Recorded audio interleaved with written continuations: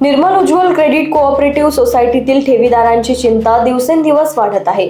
मुदत पूर्ण होऊनही ठेव रक्कम परत मिळत नसल्याचा आरोप ठेवीदारांनी केला आहे। वैद्यकीय उपचार, मुलांच्या शिक्षणाचा खर्च, विवाह यासारख्या गरजांसाठी पैशांची आवश्यकता असतानाही वारंवार आश्वासने मिळत असून प्रत्यक्षात रक्कम मिळत नसल्याचे ठेवीदारांचे म्हणणे आहे।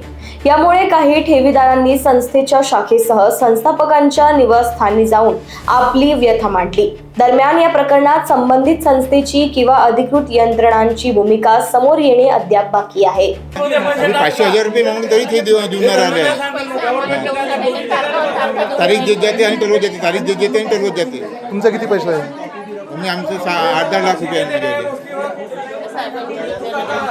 सर, मी चंद्रपूर ब्रांच से बोलतो। निर्मल उज्ज्वल क्रेडिट सोसायटीमध्ये पैसेच मिळून नाही राहिलेले आहे। आम्ही नागपूर ब्रांचला सुद्धा आज भेटायसाठी आलो, तरी सुद्धा इथेही उडवाउडवीचे देत आहे। पैसे मिळणार कधी हे आम्हाला काही समजत नाही आहे। त्यामुळे याची चौकशी करून आम्हाला कमीत कमी पैसे आमच्या खातेदाराला कसे मिळते याची हे करणे। माझे स्वतःचे पैसे आहे, माझे सिनियर सिटीजन आहे, सर्वजण त्यांचे EMI सुद्धा मिळत नाही आहे। काय करणार आम्ही?